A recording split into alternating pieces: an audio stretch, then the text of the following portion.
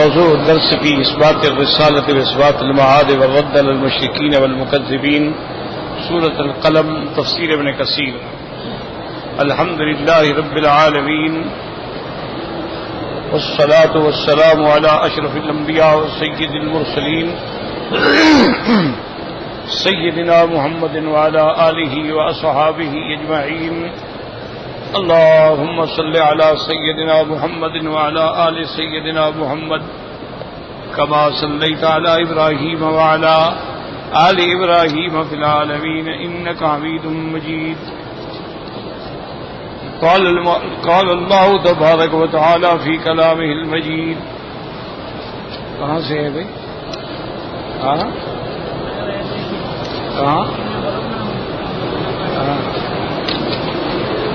بسم الله الرحمن الرحيم. إنا بلوناهم كما بلونا أصحاب الجنة إذ أقسموا ليصرمنها مصبحين ولا يستثنون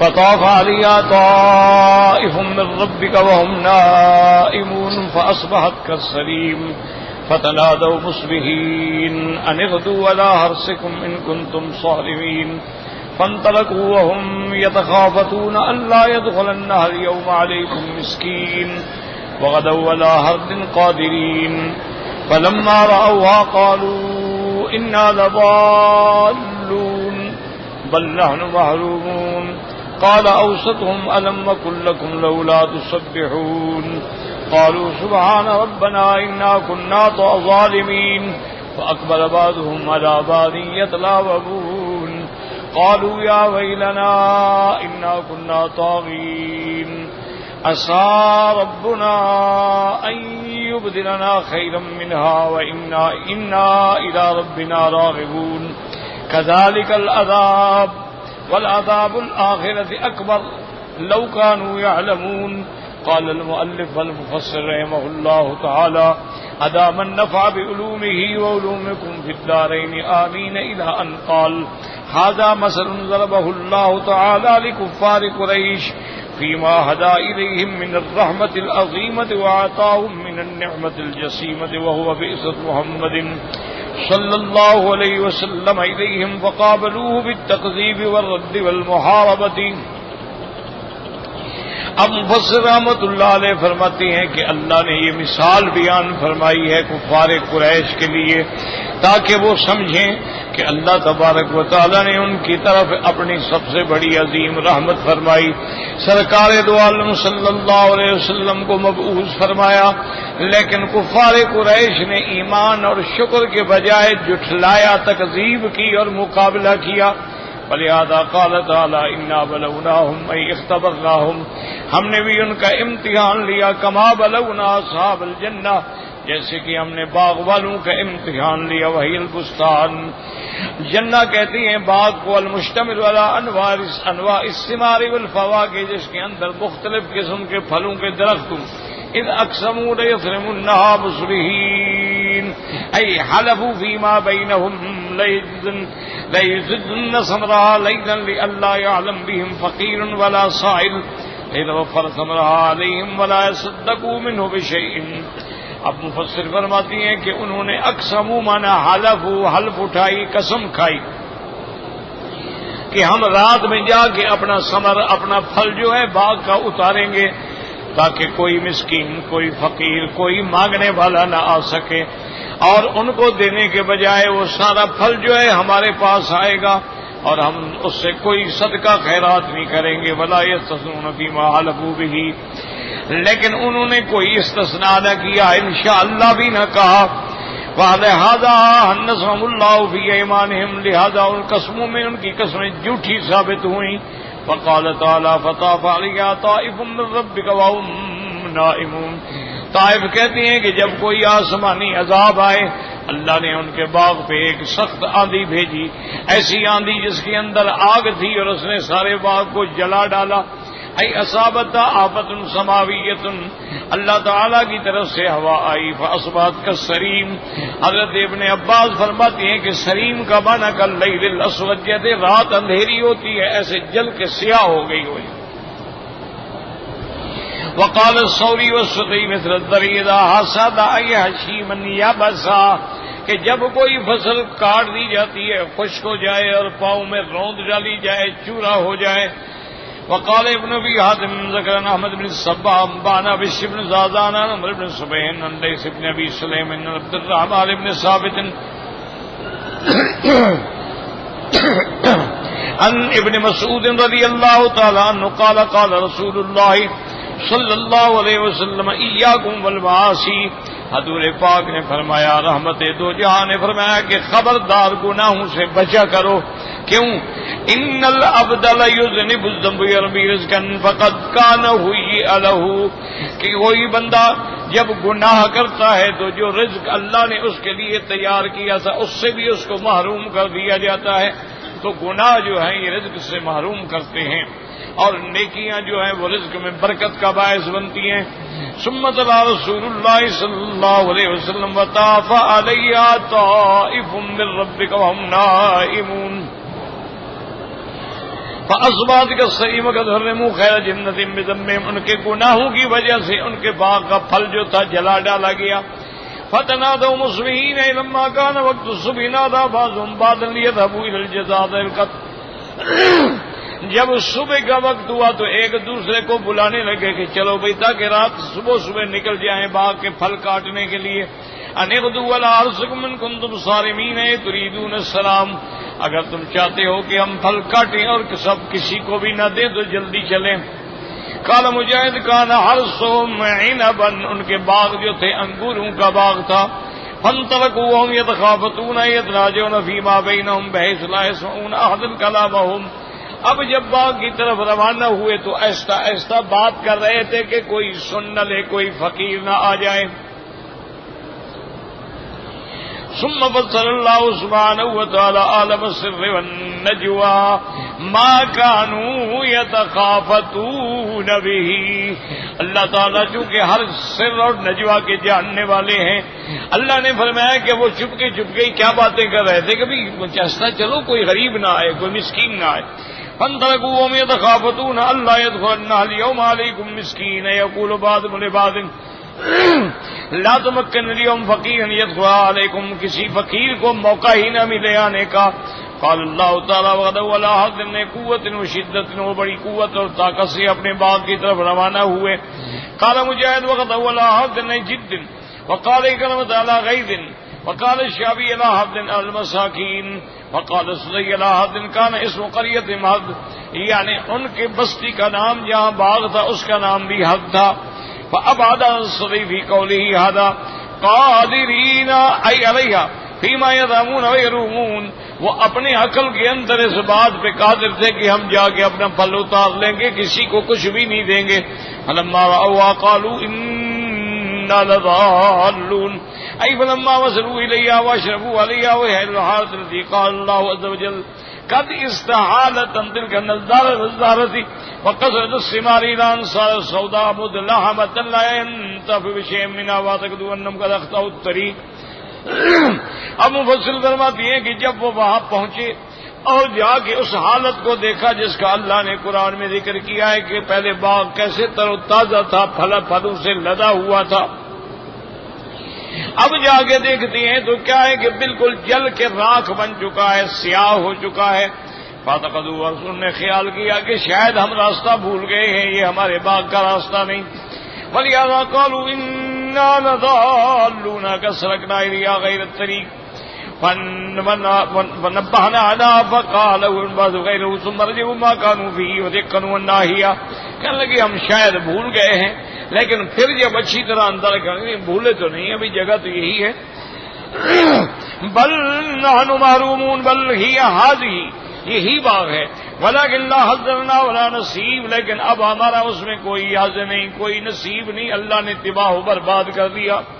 قال اوسطهم قال بعض مجاهد السيد بينه اكرم مذهب كعب الربيع بن انس الزهاق قتادة اوسط من اعدلهم وخيرهم، ان میں جو سب سے سمجھدار تھا اور بہترین انسان تھا، اس نے ان کو کہا الم قل لكم لولا تسبحون، میں نے تم کو پہلے کہا تھا کہ ایسے قسمیں نہ کھاؤ بلکہ اللہ پہ ہر چیز چھوڑو کہ انشاءاللہ ای لولا تصنون قال سدی وکان استثناء ہوئی ذالک الزمان تسبیحا، ان کا استثناء کرنا جو ہے انشاءاللہ کہنا جو ہے یہ بھی تسبیح شمار ہوتا تھا. قال يجري هو قول القائل ان شاء الله وقيل معناه قال اوسطهم لم اقل لكم لولا تسبحون هل لا تسبحون الله وتشكرون ما آتاكم وانا به عليكم.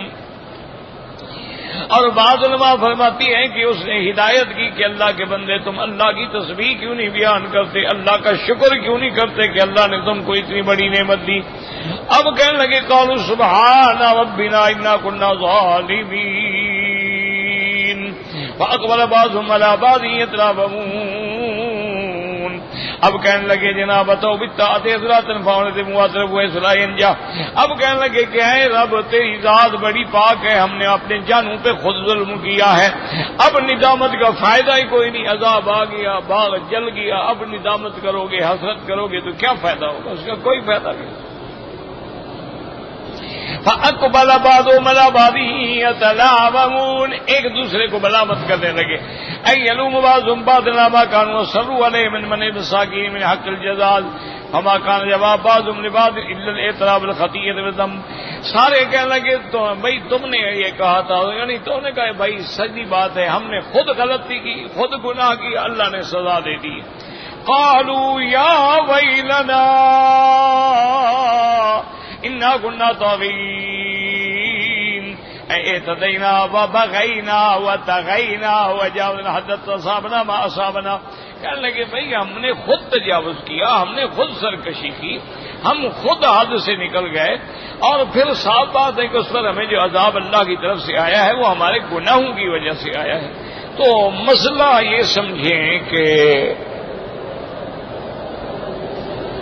اللہ تعالی کا قرآن میں فیصلہ ہے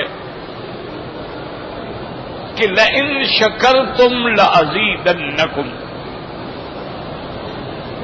وَلَئِن كَفَرْتُمْ إِنَّ عَذَابِي لَشَدِيدٌ. اگر تم میری نعمتوں پہ شکر کرو گے تو میں اور دوں.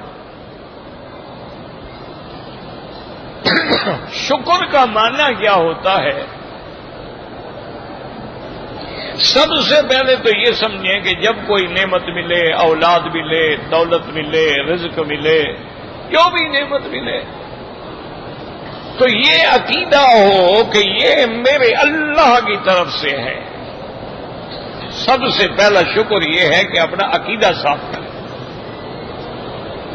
کہ یہ جو کچھ بھی ہمیں ملا ہے یہ اللہ کی طرف سے.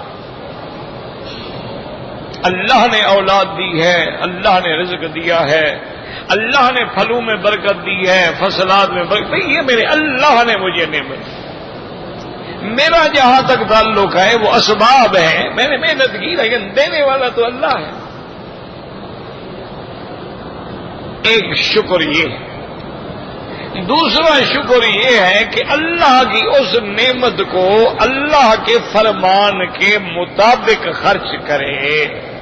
اللہ نے دولت دی ہے تو اب خیرات کرو، صدقات کرو، زکوٰۃ دو، صدقۃ الفطر دو، غریبوں کو دو، مسکینوں کو دو. مساجد ہیں، مدارس ہیں، دین کے کام ہو رہے ہیں، ان میں حصہ ڈالو. یہ شکر. تیسرا شکر یہ ہوتا ہے کہ جب کوئی نعمت ملے تو کہو الحمدللہ. یہ سب سے آخری درجہ. پانی پیا الحمدللہ، کھانا کھایا الحمدللہ، لباس پہنا الحمدللہ. کوئی بھی اللہ کی نعمت ہے، سب سے پہلا شکر عقیدہ یہ ہو کہ دینے والا اللہ ہے. اور دوسرا یہ ہے کہ اس نعمت کو اب اللہ نے ہمیں آنکھیں دی. یہ نعمت ہے، عظیم نعمت ہے. جس کی آنکھیں نہیں اس سے پوچھو نا. تو یہ نعمت اللہ نے ہمیں دی ہے تو ہم اس کو قرآن دیکھنے میں، کعبہ دیکھنے میں، دین کے مسئلے میں، مسجد کی طرف جانے میں، یہ نہیں کہ غیر عورتوں کو دیکھتے پھریں. یہ ناشکری. بات کو سمجھو. اور تیسری بات ہمیں حضور پاک نے سکھلائی ہے کہ جو چیز بھی ہے، کھانا ہے کہو بسم اللہ الرحمن الرحیم. کھا لیا ہے کہو الحمدللہ الذی اطعمنا وسقانا وجعلنا من المسلمین. اللہ نے کپڑا دیا ہے تو کہو الحمدللہ الذی کسانا من الارا. اگر اللہ نے ٹھکانہ دیا ہے تو الحمدللہ الذی آوانا. کسی شہر میں جا رہے ہیں تو کہو ربی ادخلنی مدخل صدق واخرجنی مخرج صدق واجعل لی من لدنک سلطانا نصیرا. کسی مکان میں داخل ہوں تو کہیں ربی انزلنی منزلا مبارکا وانت خیر المنزلین. یعنی ہر حال میں شکر. حتیٰ کہ حضور پاک نے یہ سکھلایا کہ اگر تم حمام میں گئے ہو، لیٹرین میں گئے ہو، باہر نکلے ہو تو کہو الحمدللہ الذی اذھب عنی الاذی عافانی غفرانا. وہاں بھی اللہ کا شکر کرو کہ اللہ نے یہ عذاب ہم سے نکال دیا. تو ہر حال میں اچھا جب تم شکر کرو گے اللہ زیادہ دے گا، کیونکہ یہ تو قرآن میں اللہ کا وعدہ ہے کہ لئن شکرتم لأزیدنکم. اسی طرح کتاب متقدمہ میں ایک واقعہ آتا ہے. سیدنا موسیٰ علیہ السلام کا زمانہ تھا. ایک آدمی حضرت موسیٰ علیہ السلام کی خدمت میں حاضر ہوا اور اس نے کہا کہ اللہ کے پیغمبر ہو، اللہ کے کریم ہو، اللہ کے رسول ہو، مجھے اللہ نے اتنی نعمتیں دی ہیں، اتنی نعمتیں دی ہیں کہ میں اب ان کو سنبھال ہی نہیں سکتا. آپ اللہ سے درخواست کریں کہ میرا مولا تیرا بندہ راضی ہے، بس مہربانی کرے اس کو اور نعمت نہ دیں، بس وہ بہت ہو گیا.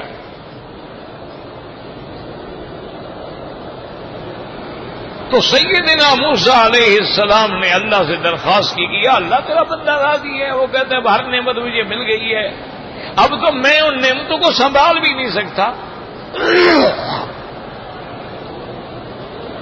تو اللہ نے فرمایا کہ موسیٰ علیہ السلام میرے بندے کو کہہ دو کہ تم شکر کرنا بند کر دو، میں نعمت دینا بند کر دوں. تو تب تک تم شکر کرتے رہو گے تو میرے خزانے میں تو کوئی کمی ہے نہیں، میں اور بڑھاتا چلا جاؤں گا. ایک بات یہ یاد رکھیں. دوسری بات یہ یاد رکھیں کہ جو بھی ہم پر مصیبت آتی ہے، مثلا زلزلہ آ گیا، مثلا ہمارے ملکوں میں قتل عام ہو گیا، حادثات ہو گئے،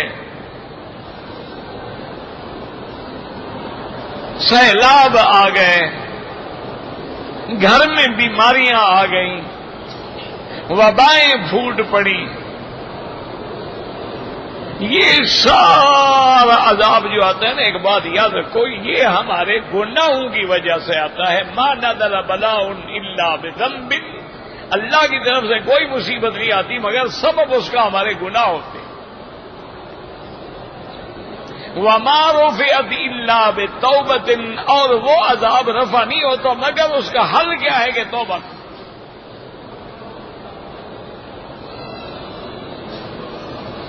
تو جب گناہ بڑھ جائیں گے، صحیح حدیث ہے میرے آقا کی رحمت دو جہاں کی صلی اللہ علیہ وسلم کی، آپ نے فرمایا اذا کثر فیکم الزنا.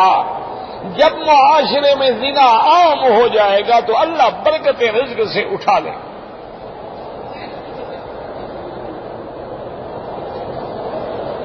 اسی طرح حضور پاک نے فرمایا کہ جس معاشرے میں زنا اور بے حیائی عام ہو جائے گی وہاں اللہ قتل مسلط کر دے گا.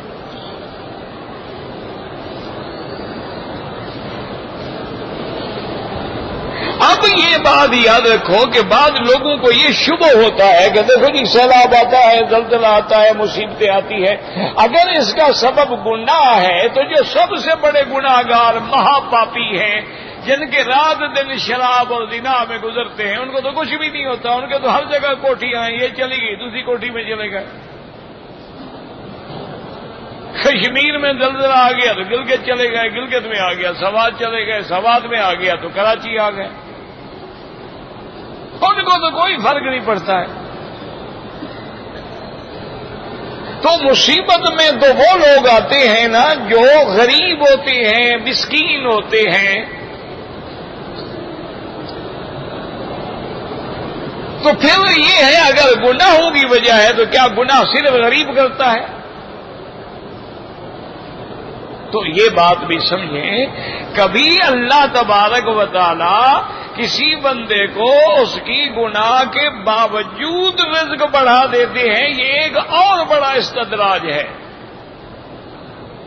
دیکھو نا، شیطان سے بڑا گناہگار تو کوئی نہیں نا. سب سے بڑا مردود، ملعون، مرجوم ہے، یعنی جس نے اللہ کے مقابلے پہ کھڑا ہو گیا، میں تیرے بندے کو گمراہ کروں گا، لیکن کتنی بڑی مہلت مل گئی کہ ساری زندگی زندہ بھی رہو اور استدراج بھی ہے، ہوا بن جائے، بندہ بن جائے، جانور بن جائے، سیکنڈوں کے اندر ملک، یہ ساری چیزیں بھی اس کو دے دی. انسان کے پاس تو یہ طاقت نہیں ہے نا. بڑے سے بڑا بزرگ بھی ہو تو اس کے بعد ہر وقت یہ طاقت نہیں ہے. کبھی کبھی کرامت کے طور پہ اظہار ہو جائے. ابلیس ملعون تو جب چاہے اور جیسا چاہے اپنی شکل بدل لے.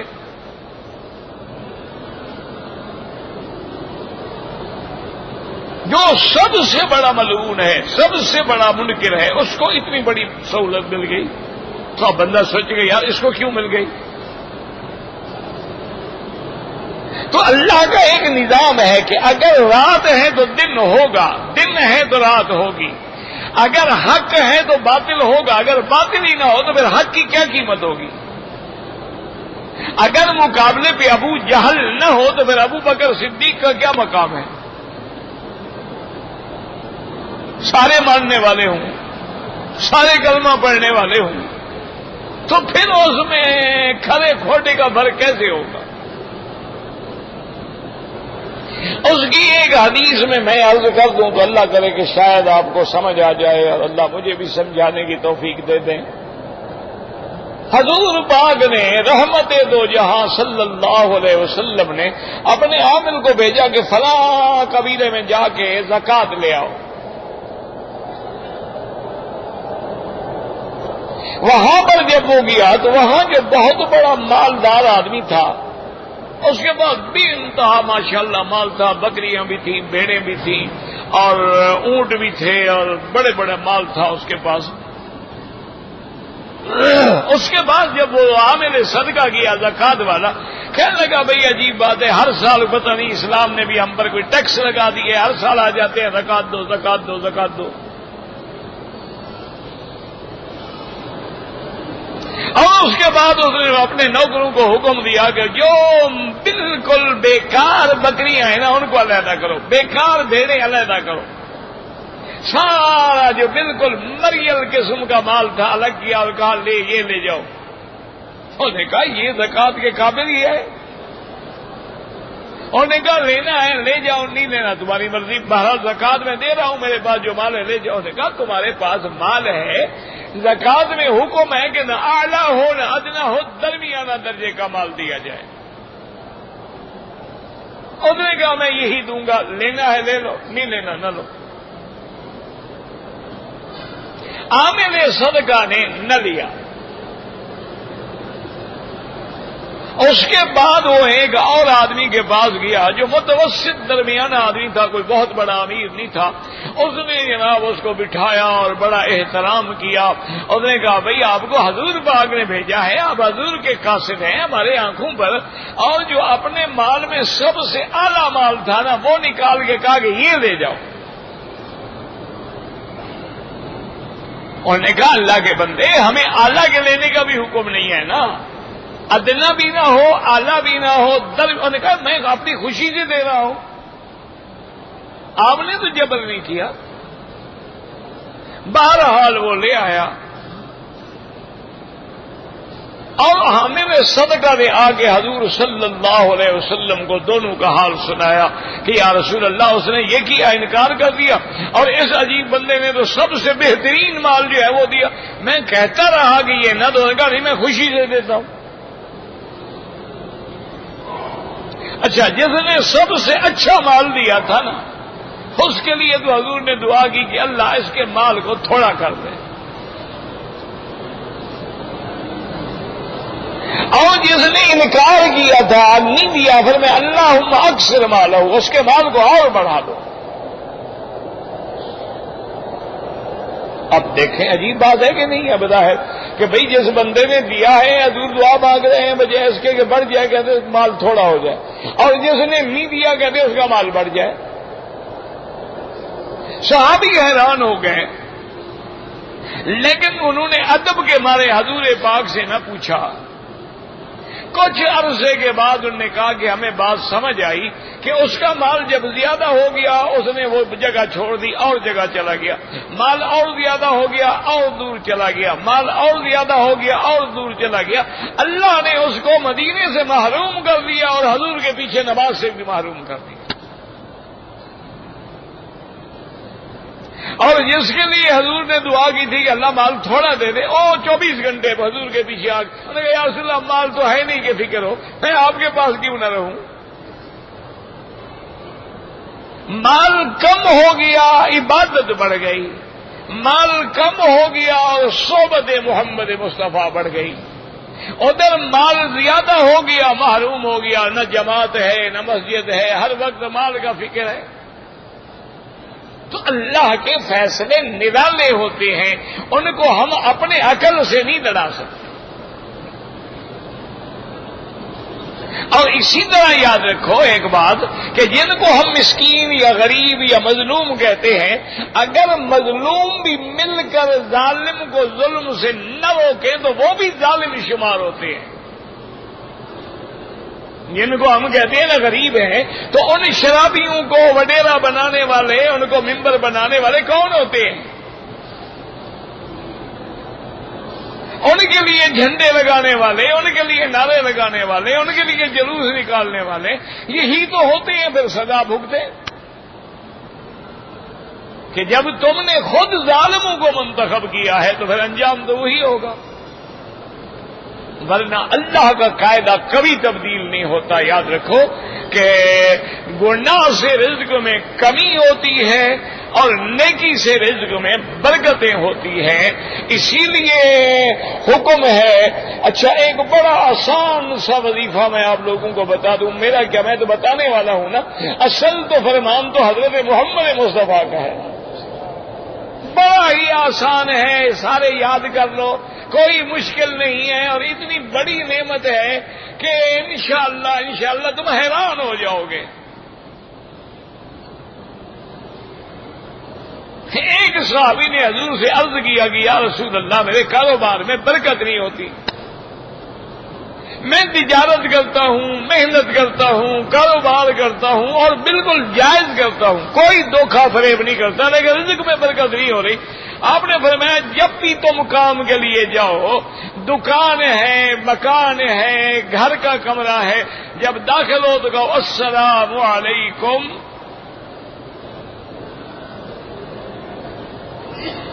اور ایک روایت میں ہے ساتھ یہ بھی کہو السلام علیکم ورحمۃ اللہ والصلاۃ والسلام علی رسول اللہ، اور اس کے بعد بسم اللہ الرحمن الرحیم قل هو اللہ احد اللہ الصمد لم یلد ولم یولد ولم یکن له کفوا احد۔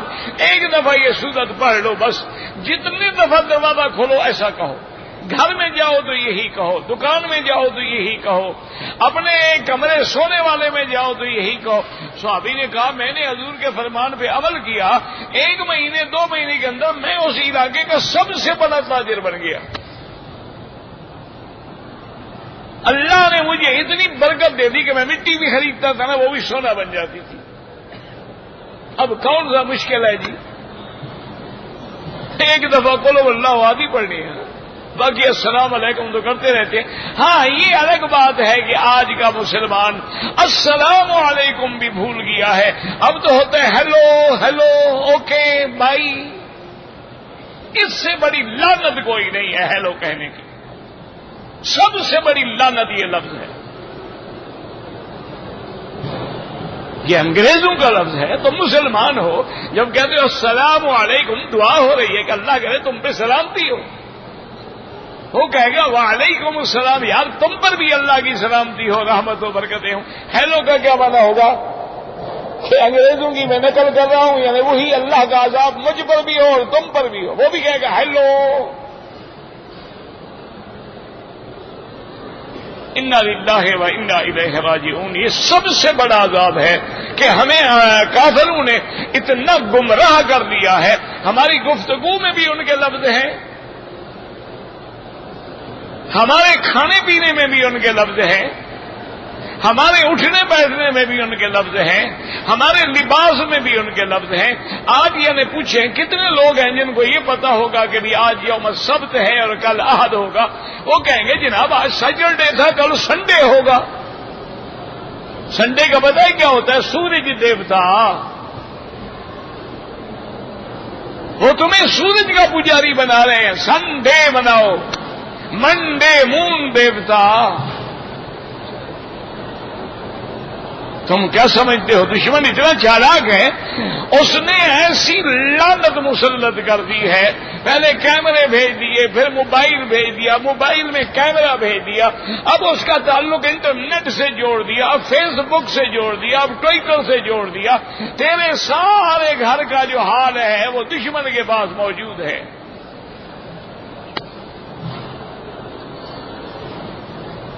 یہ جو تم نے گھروں کے اندر ماشاءاللہ انٹرنیٹ اور لیپ ٹاپ رکھے ہوئے نا، اس کی برکت سے جب تیری عورتیں حمام میں نہا رہی ہوتی ہیں ان کی بھی وہ تصویریں لے رہے ہوتے ہیں، اور جتنے تم میسج کرتے ہو سب سے پہلے وہ دشمن کے پاس جاتا ہے، وہاں ریکارڈ ہوتا ہے۔ اگر ان کے کام کا ہے ٹھیک ہے، ورنہ بھیج دیں گے، کام کا ہے وہ محفوظ کر دیں گے۔ انا للہ و انا الیہ۔ ہم یعنی اسلامی تہذیب ہی بھول گئے۔ کتنے لوگ ہیں ایمان سے کہیں جو کھانا کھاتے ہوئے کہیں گے بسم اللہ الرحمن الرحیم؟ کتنے لوگ ہیں جو کھانے کے بعد کہیں گے الحمدللہ الذی اطعمنا وسقانا؟ کتنے لوگ ہیں جو زمزم پیتے ہوئے بھی بسم اللہ نہیں پڑھتے؟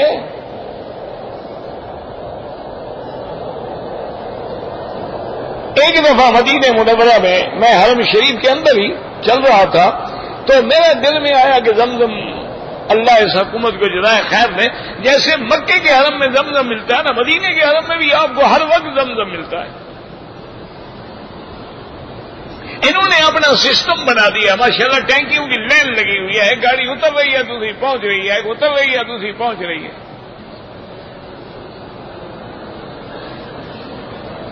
تو میرا دل میں آیا میں زمزم پی لوں۔ میں جب زمزم کے ڈول کے قریب گیا تو وہاں ایک فقیر آدمی، مجذوب آدمی، سیدھا سادہ آدمی بیٹھا ہوا تھا اور زمزم کا گلاس ہاتھ میں پکڑا ہوا تھا۔ اس نے ایک ایسی بات کی نا، میں تو خیر مولوی بھی نہیں ہوں، میں تو ابھی طالب بھی نہیں بنا، میرے خیال میں مولویوں کو بھی یہ لفظ کبھی نہیں آیا ہوگا۔ اس نے وہ گلاس ہاتھ میں پکڑا، پتا کیا کہا ہے؟ کہتے ہیں اللہم صدق رسولک واشف عبدک۔ اللہ اکبر، کیا بڑی بات کی اس نے۔ کہنے لگا میرا اللہ اپنے نبی کو سچا کر، مجھے شفا دے۔ میرے نبی نے فرمایا نا کہ زمزم شفا ہے، تو اپنے نبی کو سچا کر، مجھے شفا دے دے۔ اللہم صدق رسولک واشف عبدک، یعنی دو لفظوں میں اس نے سارا مسئلہ ہی حل کر دیا۔ اس لیے حکم ہے کہ زمزم پینا ہے بسم اللہ الرحمن الرحیم۔ پینے کے بعد جب سانس لینا ہے تو دور کریں تاکہ تیرے سانس پھر پانی میں نہ جائے، اور کہو الحمدللہ، اور اس کے بعد 3 سانس سے پیو۔ پینے کے بعد اللہ تبارک و تعالیٰ کا شکر ادا کرو، الحمدللہ الذی سقانی، اور پھر اللہ سے جو بھی دعا مانگو گے وہ قبول ہوگی، چونکہ ماء زمزم لما شرب له۔ اللہ کے نبی نے فرمایا زمزم جس غرض کے لیے پیو گے اللہ تیری وہ غرض پوری کر دیں گے۔ مسلمانوں یہ سوچنے کی بات ہے، سیدہ عائشہ صدیقہ زمزم پی رہی ہے، اور اس کے بعد دعا کرتی ہیں کہ میرا اللہ مجھے قیامت والے دن کی پیاس سے بچا لینا. تمہیں کبھی فکر ہے؟ تمہیں کیا فکر ہے؟ تمہارا خیال ہے وہاں بھی بوتلیں مل جائیں گی؟ فکر نہ کرو، وہاں فرشتے سب کچھ تیار کر کے تیرے لیے کھڑے ہیں. سارے انتظامات ہو چکے ہیں. تو اس لیے ہمیشہ دعا کریں کہ یا اللہ ہمیں اللہ پاک نے فرمایا مکے والوں میں نے تمہیں افضل الرسل، سب سے افضل رسول دیا ہے، سب سے افضل کتاب دی ہے. قرآن سے افضل کتاب کوئی نہیں، میرے مدنی سے افضل رسول کوئی نہیں. لیکن تم نے تکذیب کی ہے، تم نے جھٹلایا ہے، اور تمہیں اپنی دولت پہ ناز ہے. تو یہ یمن کے باغ والوں کا قصہ دیکھ لو. انہوں نے جب میرے حکم کو ٹھکرایا تو ہم نے ایک رات کے اندر وہ باغ کے بجائے سیاہ ریت بنا ڈالی. اگر تم بھی ناشکری کرو گے تو پھر عذاب کے لیے تیار ہو جاؤ.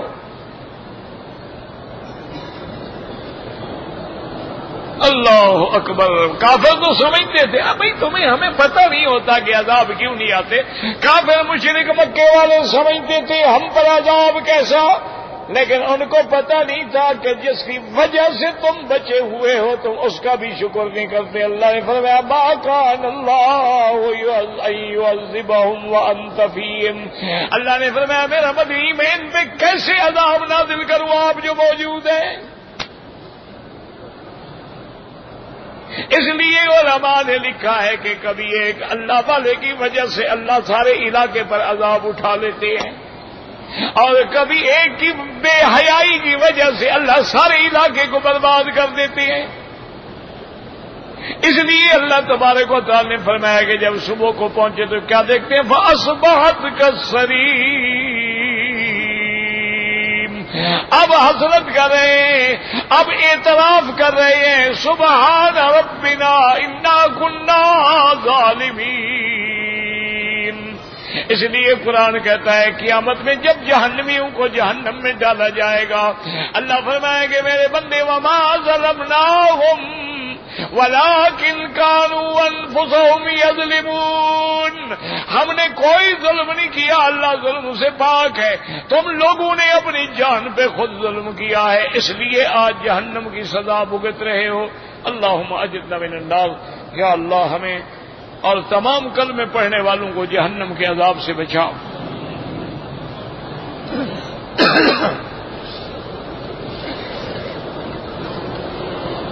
کہتے جی کہ اگر کسی کو نیند نہ آتی ہو تو وہ نیند کے لیے جو دوائیں گولیاں ہوتی ہیں سلیپنگ پل ہوتی ہیں استعمال کر سکتے. اگر مسلمان ڈاکٹر مشورہ دیتا ہے تو کر سکتا ہے. علاج ہے، علاج کے لیے تو کوئی نشہ وشہ نہیں. نشہ حرام ہوتا ہے جب بطور نشہ استعمال کیا جائے، بطور تلذذ استعمال کیا جائے. اگر ڈاکٹر نے کہا ہے کہ بھی تیرا علاج یہ ہے تمہیں گولی لینی پڑے گی، لینی پڑے گی. کتنے ہارٹ کے پیشنٹ ہیں جن کو لازماً گولی لینی پڑتی ہے، وہ تو کوئی حرام نہیں. بہرحال علماء نے ایک تجربہ لکھا ہے، یہ نہ حدیث میں ہے نہ حکم ہے، تجربہ ہے علماء کا. وہ کہتی ہیں کہ سورۃ الکہف میں جو آیت ہے نا فَضَرَبْنَا عَلَىٰ آذَانِهِمْ فِي الْكَهْفِ سِنِينَ عَدَدًا وَجَعَلْنَا نَوْمَكُمْ سُبَاتًا. اگر یہ دو آیتیں 7 دفعہ پڑھ کے دم کر کے سو جائے تو بغیر گولی کے انشاءاللہ نیند آ جائے گی.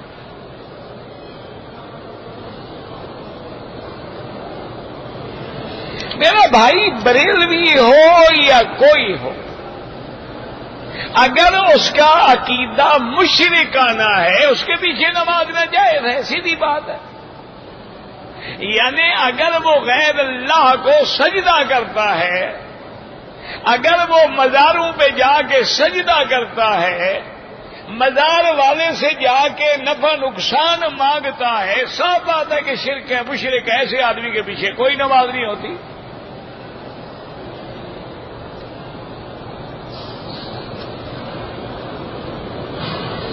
اگر پیشاب کرنے کے بعد قطرے آتے ہیں بند نہیں ہوتے تو ہر نماز کے لیے آپ کو نیا وضو کرنا پڑے گا. لیکن مانا یہ ہے جب مغرب کو وضو کرو تو عشاء تک وہی وضو کافی ہے. طواف کرو، نفل پڑھو، سنت پڑھو، جو مرضی ہے. عشاء کے لیے پھر وضو کرنا پڑے گا.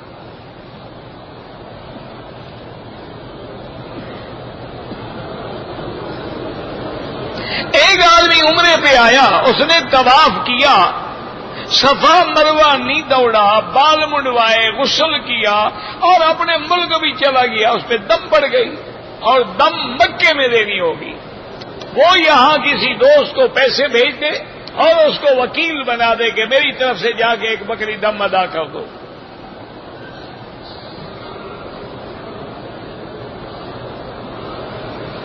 کہتے جی کریڈٹ کارڈ جو ہے بھائی اس میں دو طریقے ہوتے ہیں. اگر مثلا 30 دن کے لیے تمہیں وہ مہلت دیتے ہیں، 30 دن میں پیسے دے دیے کوئی سود نہیں لگتا. اگر لیٹ ہو گئے پھر سود لینا پڑے. تو اگر سود نہ دیا جائے تو پھر ٹھیک ہے استعمال. جیسے کرنٹ اکاؤنٹ میں ہم پیسے رکھتے ہیں وہ بھی تو بینک ہے نا. حالانکہ ہمارے پیسوں سے وہ تو سود کھاتا ہے لیکن ہم تو نہیں لے رہے نا. اور آج کل اپنے گھر میں کوئی رکھ نہیں سکتا، ڈر کے ہمارے مجبوری ہے کہ ہم بینکوں میں رکھیں اور کرنٹ اکاؤنٹ میں رکھیں. اسی طرح اگر کریڈٹ کارڈ ہے لیکن اس میں اتنا استعمال کریں جتنا وقت پہ پیمنٹ ہو جائے تاکہ تمہیں سود نہ دینا پڑے.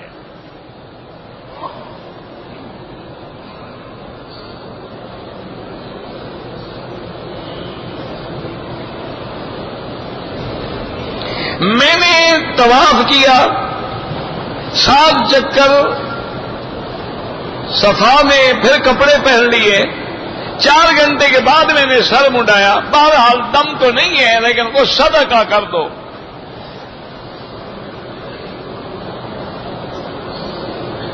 اگر پھر بڑھتے جائے اس میں 4 گھنٹے، اس میں 5 گھنٹے لے لیے، پھر دم ہے.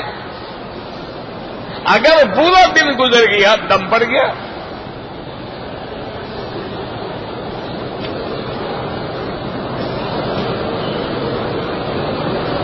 کہتے جی حضور کے بعد جب کوئی مسئلہ پوچھنے کے لیے آتے تھے تو حضور بڑی محبت سے سمجھاتے تھے، آپ ناراض ہو جاتے.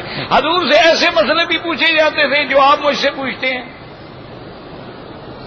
ہاں جی کیا خیال؟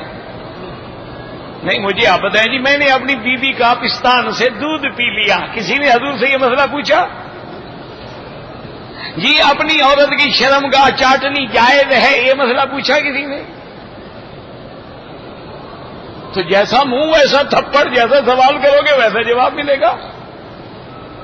جب کافروں نے میرے مدنی پاک کے خلاف باتیں کی تو اللہ نے بھی فرمایا نا اتل بعد ذالک زنیم. میرا مدنی ہے تیرا دشمن سرکش بھی ہے اور حرامی بھی ہے، ولد الزنا بھی ہے. اتنا سخت لفظ اللہ نے کیوں استعمال کیا؟ اسلام کہتا ہے کسی کو کافر نہ کہو، لیکن اللہ نے فرمایا میرے مدنی اعلان کرو قل یا ایھا الکافرون لا اعبد ما تعبدون. تو یہ تو حالات پہ ہوتا ہے نا. تمہیں اعتراض کرنا آتا ہے، تم اچھے سوال کرو میں بھی اچھا جواب دوں گا. تم جب سوال ہی بےہودگی کے کرو گے، اگر کوئی ایسی بات ہے بھی کہ تم نے کوئی پیشاب پی لیا علیحدہ پوچھ لو. ضروری لوگوں میں پوچھنا ہے؟ لوگوں میں پوچھو گے تو پھر علاج یہی ہے.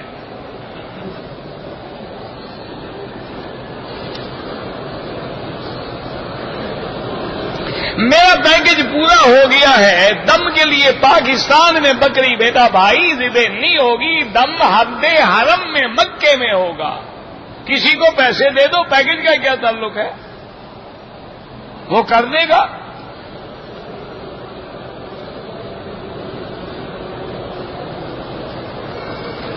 ایک ہی سوال ہے، وہی ایک ہی آدمی لکھ رہا ہے.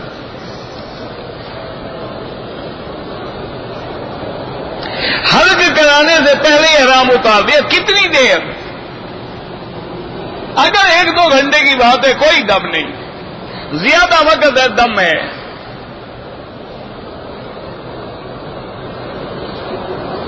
کہتے ہیں کہ میرا بھتیجا میرے ساتھ آیا ہوا ہے، وہ طواف نہیں کرتا. طواف نفلی عبادت ہے، آپ اس کو کہتے رہیں نہیں کرتا، اللہ کی مرضی، اللہ نے اس کو محروم کیا ہے. سونا عبادت ہے عالم کا، تمہارا سونا تھوڑی عبادت ہے.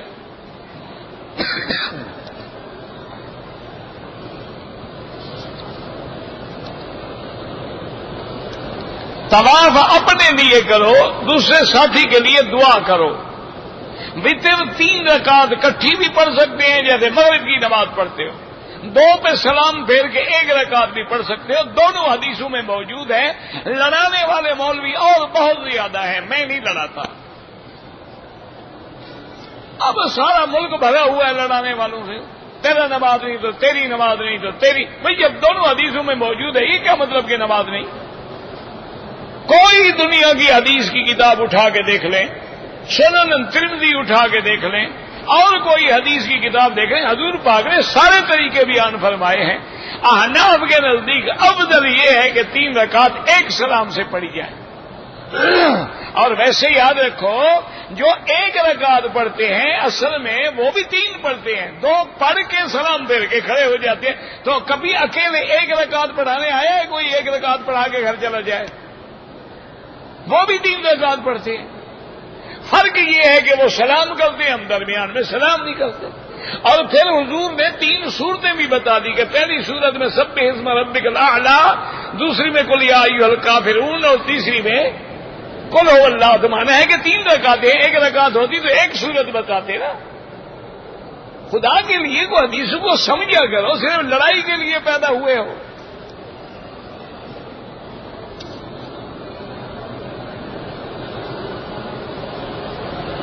اگر حلق بالکل نہیں کرایا، حلق بھی کرائے دم بھی دے، اور جب تک حلق نہیں کرائے گا وہ احرام میں ہے۔ چادر کھولنے سے احرام نہیں ختم ہو جاتا، حلق کرانے سے احرام سے نکلے گا۔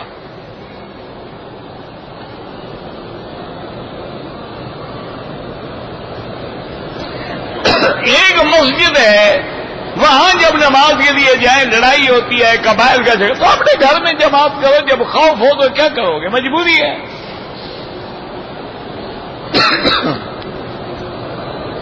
طواف کیوں کرتے ہیں؟ بالکل نہ کرو، تمہارے مقدر میں اللہ نے لکھا ہی نہیں ہے۔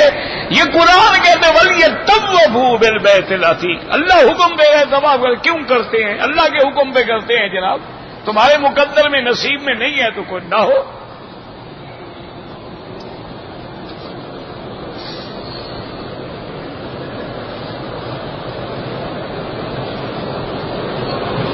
بہرحال مسجد جو شہید کرے اس کو بھی مسجد سمجھا جائے، باقی بڑھا دو، ڈگری کا فرق آ رہا ہے نہیں آ رہا وہ تم جانو وہ جانے، مسجد مسجد رہے گی، کسی دوسرے کام میں نہیں لگ سکتی۔ اگر میں نے حلق کرنے سے پہلے صابن سے ہاتھ دھو لیے، 1-2 ریال خیرات کر دو،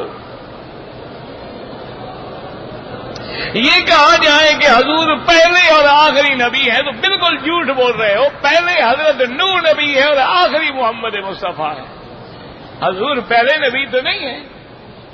وَلَقَدْ أَرْسَلْنَا مِن قَبْلِكَ، آپ سے پہلے ہم نے کتنے رسول بھیجے ہیں۔ وَمَا مُحَمَّدٌ إِلَّا رَسُولٌ قَدْ خَلَتْ مِن قَبْلِهِ الرُّسُلُ۔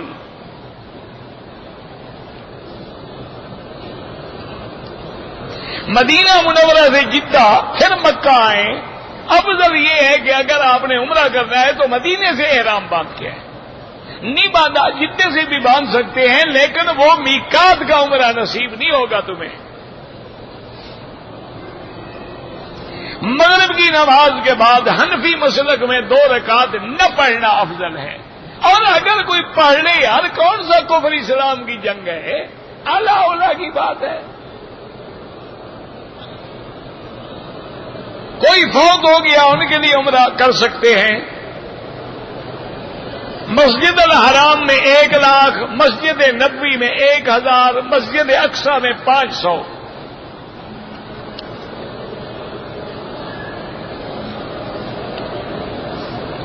بہرحال یہ ہے کہ دینی معاملات اسلامی تاریخی واقع، تاریخ کا اعتبار کوئی نہیں ہوتا، کیونکہ تاریخ میں ہر رتب و یابس آ جاتا ہے۔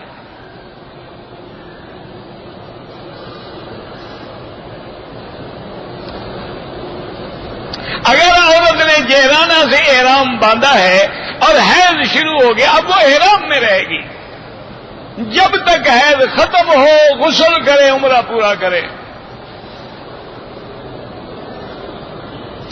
احرام کی حالت میں دوران طواف نہیں، طواف ختم کر کے ملتزم پہ دعا مانگے.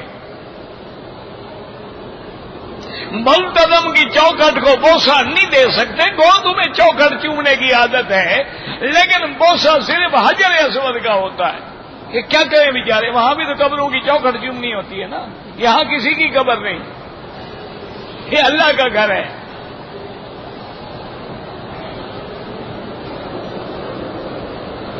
کعبے سے پہلے بیت المقدس کیوں قبلہ تھا؟ اللہ نے بنایا تھا، اس کو بھی اللہ نے بنایا. اس میں کیا ہے؟ اللہ سے پوچھ رہے ہیں کہ اللہ آپ نے ادھر کیوں بنایا، پھر ادھر کیوں بنایا؟ تو اللہ نے بتلا دیا ہے قرآن میں کہ لیس البر ان تولوا وجوہکم قبل المشرق والمغرب، ادھر ادھر منہ کرنا کوئی نیکی نہیں، اصل میرے حکم کی تعمیل نیکی ہے.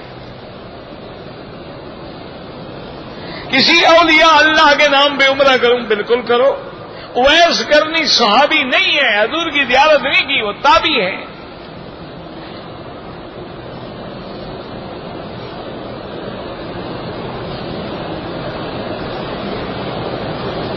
اگر گاڑی لینے لے جانے کی محنت کے پیسے لیتا ہے وہ جائز ہے، رشوت لیتا ہے تو وہ حرام ہے.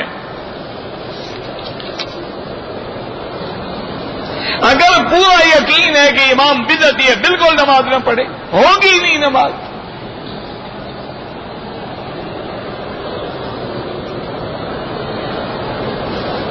اگر عورت حیض میں ہے اور عمرے کی نیت کر کے آ گئی، جب پاک حیض بند ہو جائے سادہ سا پانی سے نہائے، سادہ صابن سے. اگر شیمپو یا خوشبو والا صابن استعمال کرے گی دم پڑ جائے گی. زمزم بیٹھ کے پیا جائے، اگر کوئی کھڑے ہو کے پیے تو گناہ نہیں ہوگا. اللہم صلی علی سیدنا محمد وعلی آل سیدنا محمد وبارک وسلم. یا حی یا قیوم یا ذا الجلال والاکرام. اللہم فرج ہم المہمومین، نفس کرب المکروبین، واقض الدین عن المدینین، واشفنا واشف مرضانا ومرضى المسلمین. اللهم اجعل لنا وللمسلمين من كل هم فرجا ومن كل ضيق مخرجا ومن كل بلاء عافية. ربنا آتنا في الدنيا حسنة وفي الآخرة حسنة وقنا عذاب النار. صلى الله تعالى على خير خلقه سيدنا محمد وعلى آله وصحبه أجمعين. اللهم صل على سيدنا محمد وعلى آل سيدنا محمد كما صليت على إبراهيم